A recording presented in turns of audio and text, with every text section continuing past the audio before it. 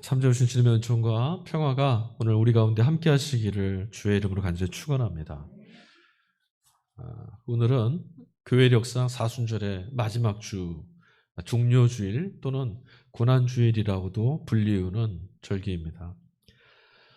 고난주간, 이제 오늘로 사순절이 이제 마지막 주에 들어서서 예수님께서 십자가를 향해서 걸어가시던 한 주를 집중하고 묵상하는 고난주간 들어가게 됩니다. 전통적으로 교회는 이 기간에 고난주간 성서 독서를 같이 독서하고 함께 읽습니다. 우리가 오늘 본문 읽었던 이사야서가 바로 일독서 구약 본문이죠. 일독서로 주어진 이사야서나 응송인 시편 말씀 그리고 복음서 마가복음 말씀 모두 다 오늘 본문은 버림받았던 여호와의 종, 고난당하시는 그리스도, 그래서 고난과 죽음 이런 것들을 주목하고 있습니다.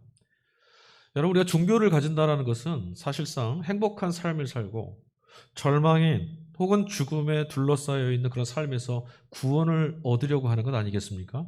그런데 여러분, 세상의 다른 종교와는 달리 이 기독교 신앙이 유독 그렇게 우리가 피하고 싶고 회피하려고 하는 고난과 죽음에 천착하는 이유가 도대체 무엇일까? 오늘 성서 독서를 같이 읽으면서 이런 질문을 하지 않을 수가 없습니다. 분명한 것은 성경을 우리가 읽게 되면 만나게 되는 고난, 고통 이런 문제들이 제 자신 하고 싶은 대로 살다가 세상에서 경험하게 되는 힘든 일, 손해 이런 것을 말씀하는 게 아니라는 거죠. 성경에서 주목하고 있는 고난, 성경에서 우리에게 말씀해주고 있는 고통의 문제들은 공통점이 있습니다. 무엇이냐면 모두 다 기존의 삶, 세상의 질서를 거부하고 하나님의 나라를 선택한 사람들, 하나님의 뜻을 따라 살겠다라고 선택한 이들의 그 걸음. 그러니까 예수님이 말씀하셨던 대로 표현하자면 의를 의하여서 핍박을 받는 사람들, 바로 그런 사람들이고요.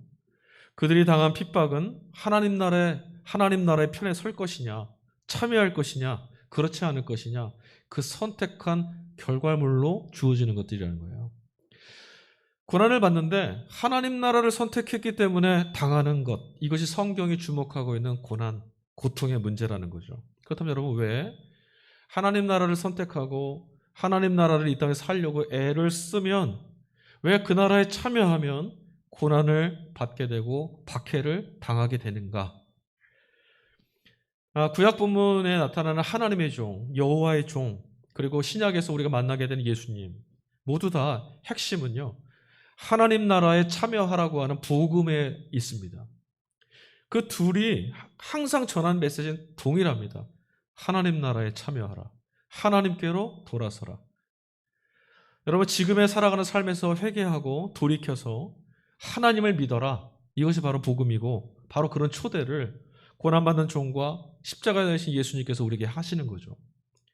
그런데 여러분, 과연 이 초대의 말씀을 듣는 모든 사람들에게 복된 소식이었을까? 모든 사람들이 이 말씀을 들을 때 참으로 좋은 소식이구나 할까?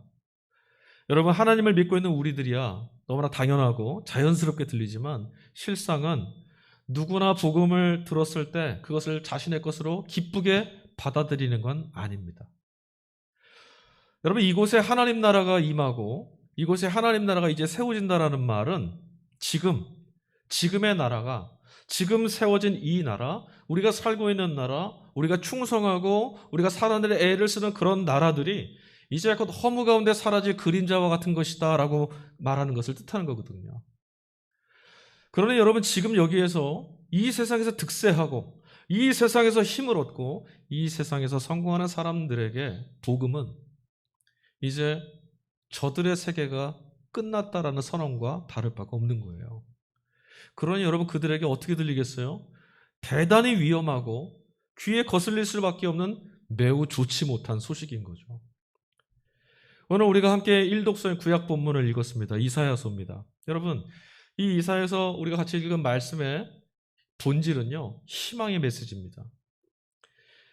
일독서 본문인 이사야서 말씀은 고난받는 종을 통해서 바벨론의 포로로 끌려갔던 이스라엘 백성들을 하나님이 구출해내시겠다라고 하는 약속의 말씀이에요.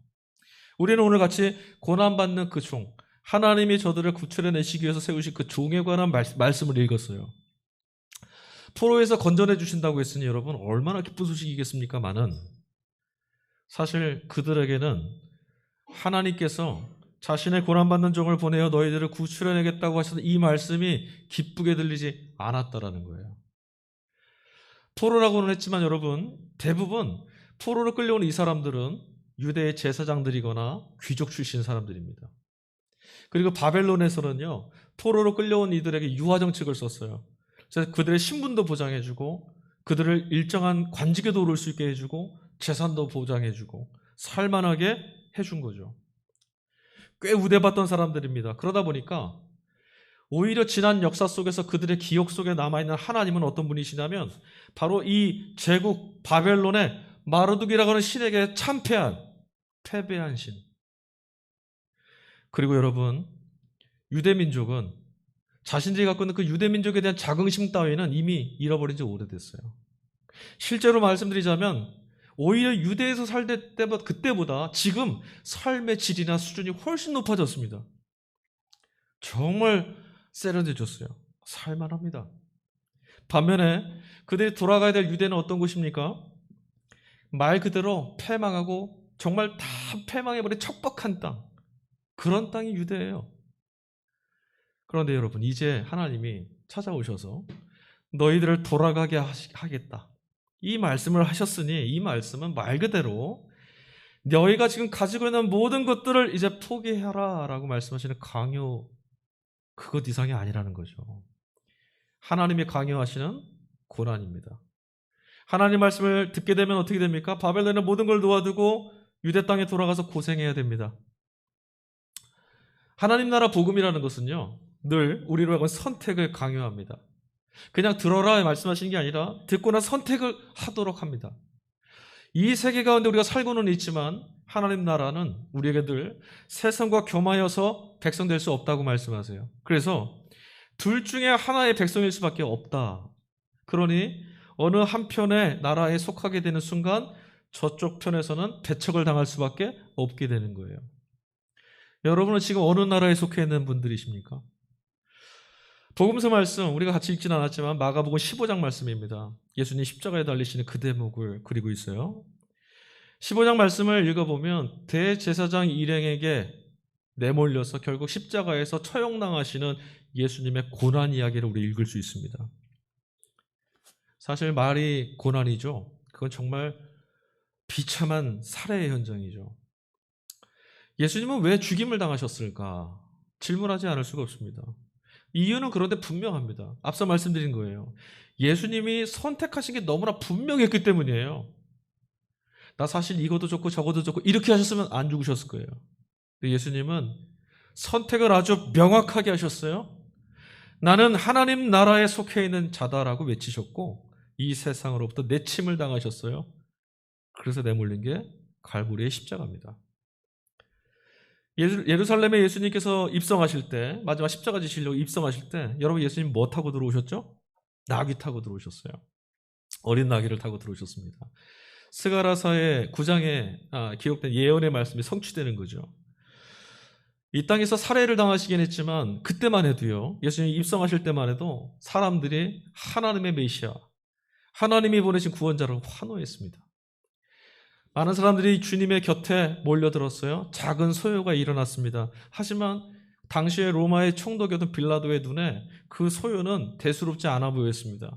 왜냐하면 예수님이 말을 타고 들어오시지 않고 나귀를 타고 들어왔거든요. 말을 탄 자는 누구냐면 바로 그 말을 타고 그 성으로 들어오는 자는 정복자들이거든요. 나귀를 타고 들어왔다는 거 한번 생각해 보세요. 다 큰 어른이 어린 나귀를 타고 올라탔으니 얼마나 띠뚱띠뚱하면서 들어오고 있었겠어요. 빌라도에게 그런 예수의 모습은 그다음 위협이 되지 않습니다. 성문으로 들어오고 있는 예수님이나 그를 둘러싸고 있는 유대인들 또 그들이 외치는 유대의 메시지 또 신화, 예언, 하나님의 구원자 이런 거 이방인인 빌라도에게는 아무런 가치 없는 이야기입니다. 힘이 없는 자기들끼리 하는 얘기죠. 그런데 예수님 성에 입성하실 때 대제사장들은 입장이 좀 달랐어요. 마가복음 15장 본문을 처음 읽어보면요, 열어보면 대제사장들이 그때 그 모습을 바라보면서 뭐라고 말하냐면 소요가 일어날까 두려워했다라고 말합니다. 예수님께서 임하실 때, 들어오실 때 예수님은 당신의 나라를 가지고 오셨어요. 예수님 복음을 처음 전하실 때, 공생이 시작할 때 무슨 말씀하셨죠? 하나님 나라가 임하였다. 회개하고 복음을 믿으라. 예수님이 가지고 들어오신 나라가 하나님 나라입니다. 예수님께서 이 성에 지금 들어오셨어요. 주님이 가지고 오시는 주님의 나라가 로마에 기생하며 살고 있었던 제 자신들의 세상과 충돌하고 저들의 세계를 전복시키고 무너뜨릴 것이라는 것을 그들이 알고 있었어요. 그런데 곤란하죠. 자신들의 삶이 안전해지려면 방법은 하나입니다. 위협이 되고 있는 자를 없애야죠. 예수님을 제거해야 합니다.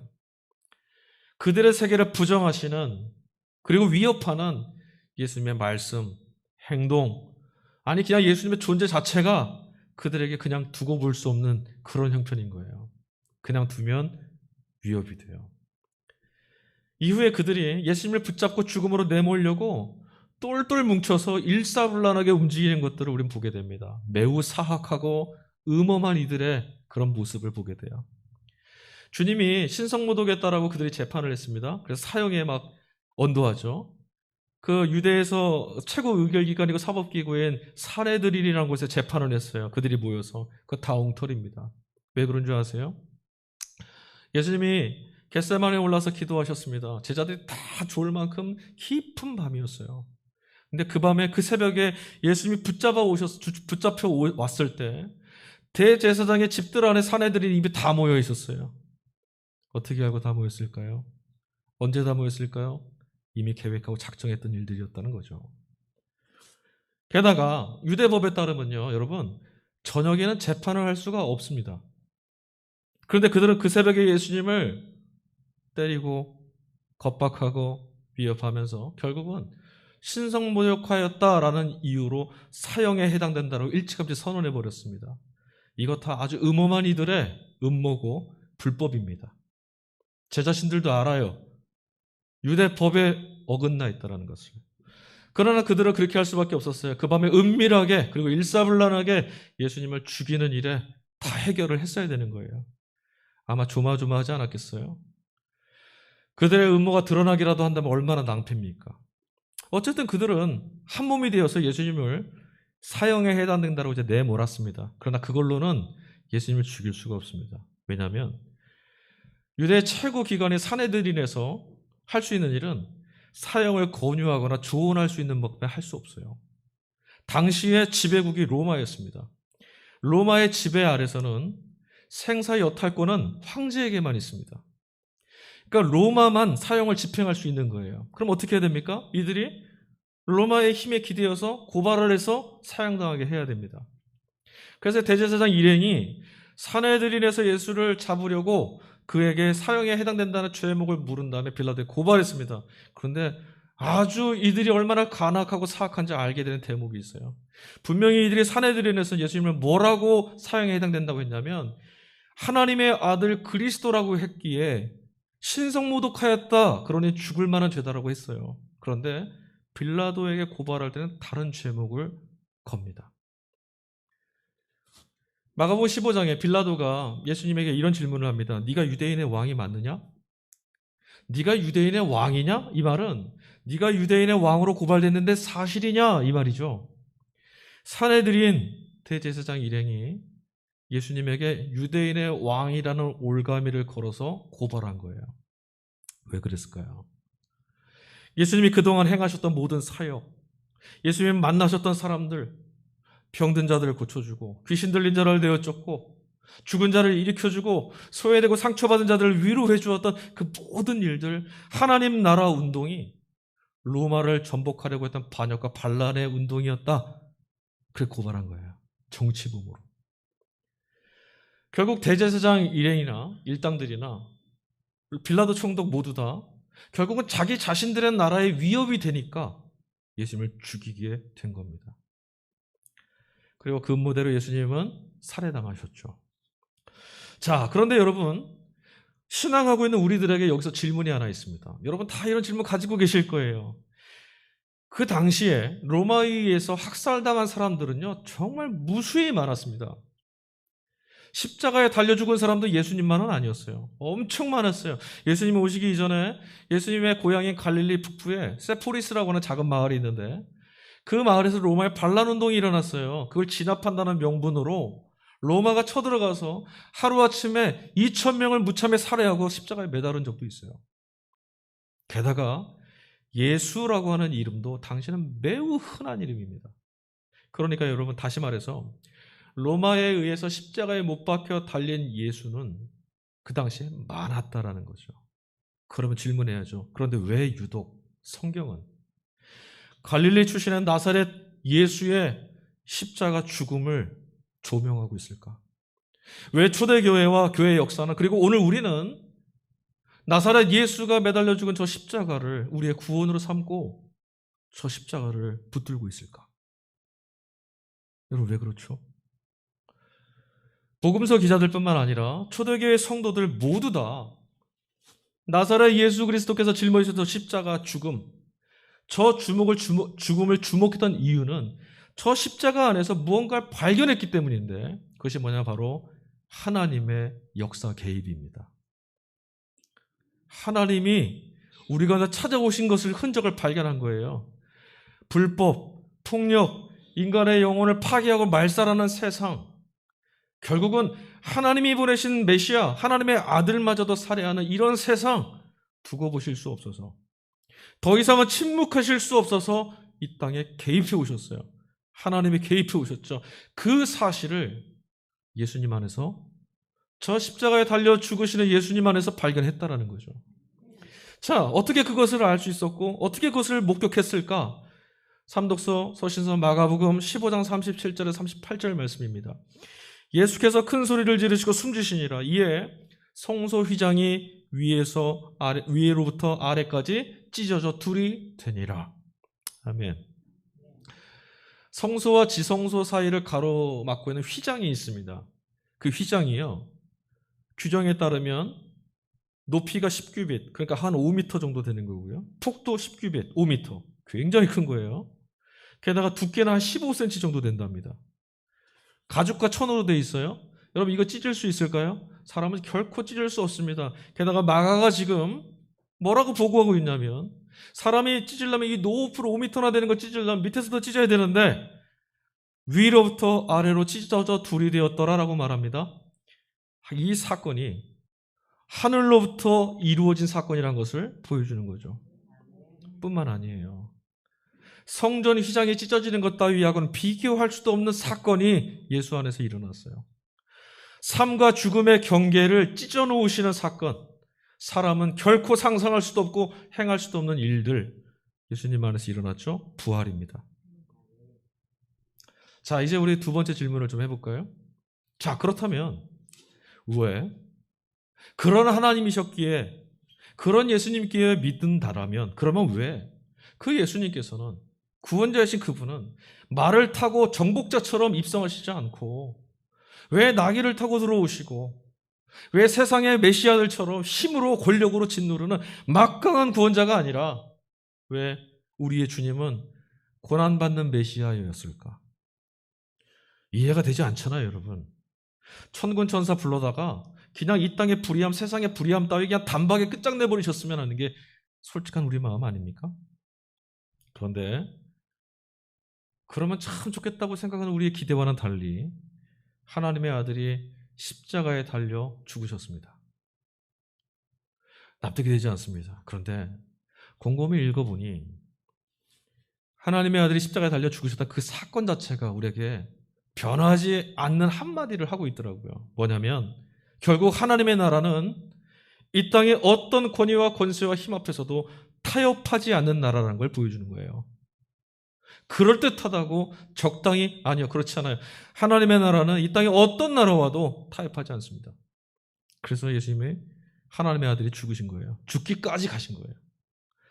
그러고 보니 여러분, 죽음의 겁박 앞에서도 예수님께서 그럼에도 불구하고라고 그 기도를 꾹꾹 삼키면서 걸어가셨던, 그 십자가를 짊어지시면서 걸었던 그 길을 한번 가만히 들여다보십시오. 예수님 안에서 저는 이 말씀을 읽었습니다. 목에 칼이 들어와도 그리할 수 없다. 저만 읽은 건가요? 하늘에 있다는 하나님 아들의 결기. 너희들의 권세가 아무리 드세고 무서워도 세상 전체가 다 너희들 것 같아도 난 그리할 수 없다. 여러분, 하나님의 나라를 발견하고 또 그 나라가 현실이 된 사람은 이렇게밖에 살 수 없어요. 생각해 보세요. 조국의 독립이 보이고 불의에 항거하면서 자유를 외치는 것이야말로 하늘의 뜻임을 알게 된 사람이라면 기꺼이 제 목숨 초계같이 던지는 거 우리 많이 보지 않았습니까? 우리는 단박에 하나님께서 세상을 뒤엎고 악을 멸하시고 우리를 구원해내 주시기를 그런 구원자를 기대하면서 하나님 앞에 따져 묻지만 여러분 만일 바로 지금 그 일이 벌어진다면 어떻게 될까요? 그래 나도 더 이상 못 견디겠다. 그냥 다 엎어버려주마. 내 힘을 보여주마. 하나님이 그리하시면 어떻게 될까요? 과연 하나님의 의로우신 심판 앞에서 우리는 안전할까요? 로마의 막강한 힘 앞에서 그 제국의 힘 앞에서 유대민족이 얼마나 억울함과 암담함과 절망 가운데 짓눌려 있었습니까? 그런데 그와는 비교가 되지 않는 권세, 하나님의 압도적인 힘이 전 우주를 짓눌러 올 때 이 세상 전체를 향한 치명적이고 절망적인 그런 처절한 폭력처럼 다가올 때 과연 세상 누가 그 하나님의 그 위험을 감당할 수 있겠어요? 이건 말 그대로 종말인 거죠. 그러니까 여러분, 왜 하나님이 예수님을 달아 죽여서 우리를 구원합니까? 그냥 다 엎어버리시지. 이 말은 왜 이 세상 끝장내지 않습니까? 라는 말과 같아요. 왜 나를 심판하시지 않습니까? 라는 질문인 거죠. 어리석습니다. 여러분, 오히려 그런 식의 폭력적인 힘과 보복은 하나님께는 매우 쉬운 길이에요. 훨씬 쉽고요. 아주 간편한 길입니다. 하지만 기꺼이 세상의 힘 앞에 져주심과 길이 참아내시는 자비하심, 당신의 아들의 육체로 우리의 허물을 덮고 가리워 주시는 은혜, 그것으로 인해서 오늘 우리는 살아있는 겁니다. 그럼 여러분, 아직 우리에게는 하나님이 그런 방식으로 세상을 멸하시지 않았다는 것은 아직 우리에게 기회와 소망이 있다는 말씀과 같아요. 시편 기자는 시편 32편 1절 말씀에 이런 노래를 합니다. 허물의 사함을 받고 자신의 죄가 가리워진 자는 복이 있도다. 하나님의 불꽃 같은 심판 앞에서 자신의 은혜를 입었다는 것을 깨닫게 된 자의 환희의 노래예요. 자, 세 번째 무릎입니다. 그렇다면 여러분, 이런 예수 그리스도라면, 그리고 하나님이 이렇게 하실 수밖에 없다면 마지막 질문이에요. 세 번째 질문이에요. 과연 우리가 고난받는 메시아, 십자가에 달려 허망하게 죽은 그 예수님을 정말 믿을 수 있을까? 이상한 질문 같죠? 우리 예수님이 있는데. 여러분, 우리들은 세상에서 그동안 보고 들어온 승리의 개념에 익숙해 있습니다. 고난, 죽음, 이것은 패망이고 실패처럼 여겨지죠. 그러나 여러분, 예수님의 십자가 고난이 승리이고 생명이고 구원이라는 말씀이 사실 우리 안에서는 그닥 잘 와닿지 않아요. 그건 예수님께만 해당된 일이에요. 만약에 우리 보고 지금 십자가의 고난, 예수님의 고난을 짊어지라 하면 일상의 삶에서 우리는 망했다고 생각할 거예요. 왜 나에게만 이런 일들이? 나는 왜 이런 인생을 살아야 되는가? 하나님 왜 나를 버리셨나이까 하겠죠. 비근한 예로 여러분, 지금 미얀마라는 곳에는 자유를 향한 치열한 투쟁이 계속되고 있죠. 여러분, 서슬퍼런 군부가 시민들의 생명을 무참히 짓밟고 있습니다. 그런데 아무리 봐도 그 시민들이 군부를 이길 만한 힘이나 능력은 전혀 없어 보입니다. 저들이 떼를 지어 나가서 시위를 하고 있어도 절대로 저들이 이기지 못할 것 같습니다. 그들의 희생이 헛된 것처럼 보이죠. 자, 어떻습니까, 여러분? 만약 우리라면 이것이 옳은 길이기에, 이것이 참된 길이기에, 이 길을 가지면 곧 자유를 얻을 수 있을 것이라는 믿음을 갖고 뛰쳐나갈 수 있겠습니까? 여러분, 대부분의 경우에 우리들 안에는요, 이런 갈등을 원하지 않습니다. 군부가 장악을 하든지 말든지 그냥 내게는 아무 일 없기를 바라는 것이 우리 본성이죠. 어쩌면 군부가 약속해주는 평안, 그거 붙잡고 바랄지도 모릅니다. 그러고 보니까 사실 세상도요, 우리들에게 늘 평안과 정말 거창한 번영들을 보여주고 약속합니다. 로마는 팍스 로마나라고 하는 그 구호를 외쳤어요. 로마의 평화라는 말이에요. 로마가 제국이 지배하고 보니 평화가 임하지 않았더냐? 로마의 평화를 막 자랑하는 겁니다. 오늘 우리가 사는 세상은 또 무엇을 자랑합니까? 오늘 우리가 사는 세상은요, 돈을 많이 벌거나 명예를 얻거나 성공하는 것이 제 자신의 삶을 지켜내고 제 자신의 인생을 평안하도록 이끄는 길이라고 가르쳐 줍니다. 그렇죠, 여러분? 돈 많이 벌고 이 평안을 얻을 수 있고 이 세상에서 성공하면 내 인생이 평안할 것이다. 우리 그렇게 생각하는 거잖아요. 불안한 인생에서 벗어날 것이다. 그런데 여러분, 로마의 평화라는 것이 피지배, 피정복국가의 국민들이 흘린 피 위에 세워진 잔인한 평화라는 것. 오늘 우리가 사는 세상에 말해주고 있는 평화라는 것이 가진 자들만의 평화라는 것을 우리는 부인할 수 없습니다. 평화하다고 말하는 한편에서 피눈물을 흘리는 자들이 있잖아요.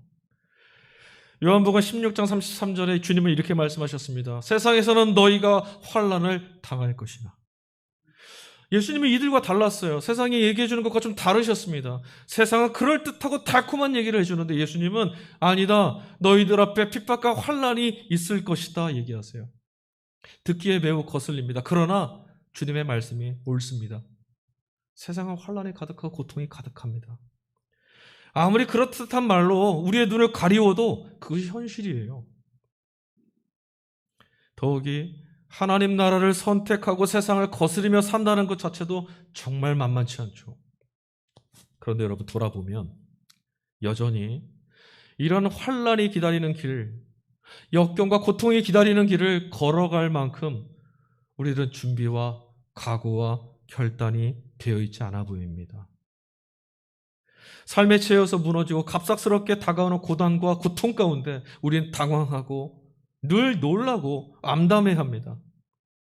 예수님을 믿으며 고난을 가로지르는 길, 그것 말고 어찌하면 회피할 수 있을까? 여러분 그거 우리 찾다가 결국 어떻게 되죠? 세상이 말해주는 거짓의 마음을 빼앗기는 일, 그런 일들 반복하지 않습니까?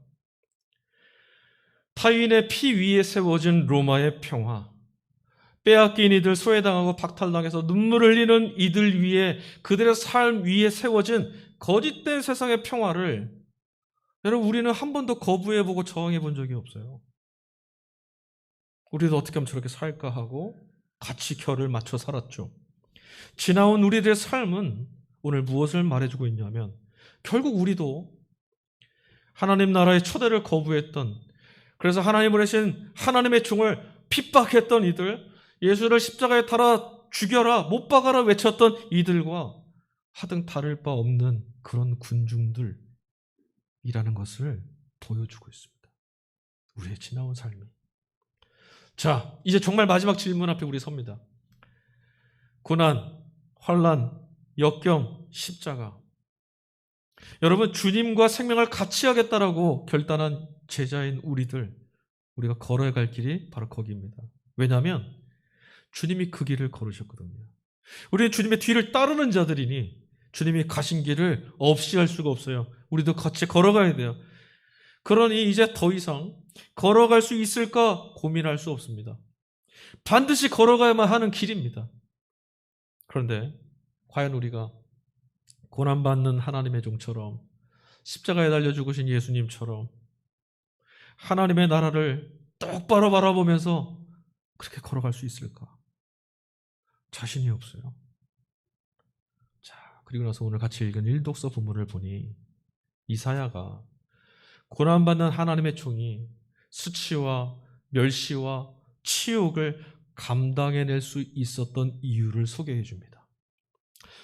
7절, 주 여호와께서 나를 도우시고, 8절, 나를 의롭다 하시는 이가 가까이 계시니, 9절, 보라 여호와께서 나를 도우시리니 나를 정죄할 자 누구냐. 예수님도 동일하셨어요. 겟세마네 그 동산에서 온 밤을 새우며 기도하실 때 십자가에 달려 숨을 마치시는 그 마지막 순간까지도 예수님의 시선이 향했던 곳은 하나님이었습니다. 함께 계시는 하나님, 우리와 동행해 주시는 주님을 붙잡는 것 외에 이 서슬퍼런 세상의 걸음을 걸어갈 수 있는 방법은 없습니다. 배신하지 아니하고 하나님의 나라에 기대어서 살 수 있는 방법은 그것밖에 없습니다. 신앙을 붙들고 씨름해 본 사람들이라면 이 말씀에 이어서 이렇게 반문할지도 모르겠습니다. 그건 평안할 때 얘기지, 막상 그런 일이 절체절명의 순간들이 내게 다가올 때는 하나님 붙잡는다는 게 그리 쉬운 일이 아니라고. 여러분들 속으로 아멘 하셨죠? 맞습니다. 살려고 하는 우리들의 본성은 그런 위태한 순간에 하나님을 붙드는 것은 너무나 태평스럽고 현실과는 정말 거리가 먼 상관없는 이야기일 뿐이다라고 여깁니다. 정말 어려운 걸음입니다, 여러분. 예수님 제자로 산다는 건 정말 힘든 일입니다. 죽을 만큼 힘든 것이 아니라 죽어야만 가능한 일입니다. 기독교 정말 무서운 종교입니다. 그러고 보니 여러분, 성경 말씀은 성도란 예수를 믿을 때 비로소 이미 죽은 자들이더라 라고 선언합니다. 여러분, 죽은 자에게는 내 기준이라는 게 존재하지 않습니다.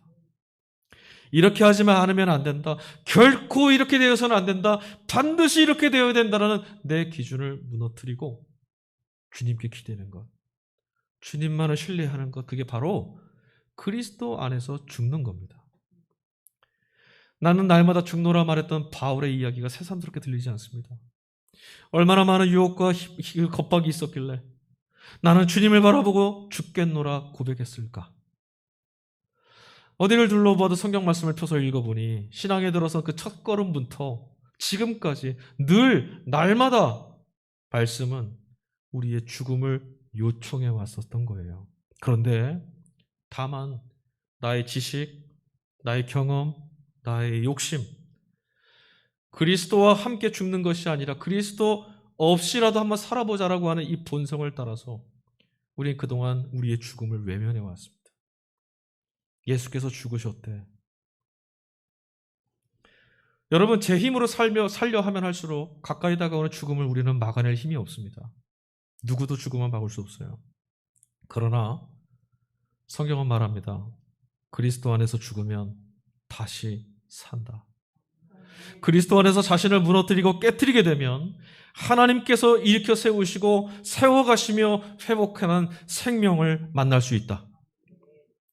여러분, 초대교회 성도들은 그들의 삶에 다가오는 그 세상의 시퍼런 겁박 앞에서 위협과 두려움이 막 몰려올 때마다 그리스도 찬가를 부르며 신앙을 지켜냈다고 합니다. 우리의 주님은 하면서, 여러분, 우리들은 바로 그런 이들, 자랑스러운 믿음의 후예들이 아닙니까?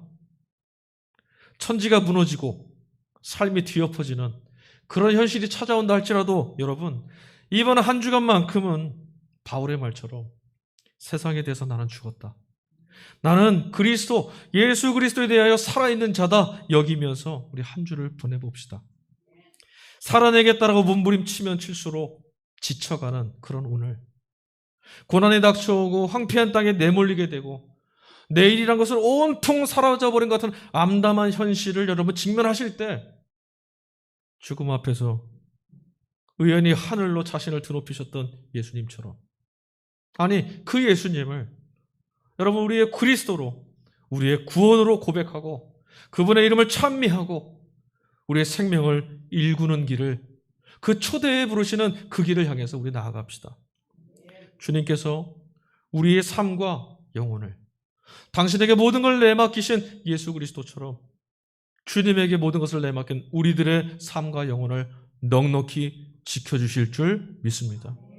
오늘 설교 말미에 우리의 선배들처럼 그리스도 찬가를 함께 고백합시다. 제2독서 서신서인 빌립보서 2장 5절부터 11절 말씀입니다. PPT 좀 넘겨주세요. 빌립보서 2장 5절부터 11절 그리스도 찬가, 우리 한 목소리로 우리의 믿음을 세상 한복판에서 같이 한번 고백해 보겠습니다. 같이 고백합니다. 너희 안에 이 마음을 품으라. 곧 그리스도 예수의 마음이니 그는 근본 하나님의 본체이시나 하나님과 동등됨을 취할 것으로 여기지 아니하시고 오히려 자기를 비워 종의 형체를 가지사 사람들과 같이 되셨고 사람의 모양으로 나타나사 자기를 낮추시고 죽기까지 복종하셨으니 곧 십자가에 죽으심이라.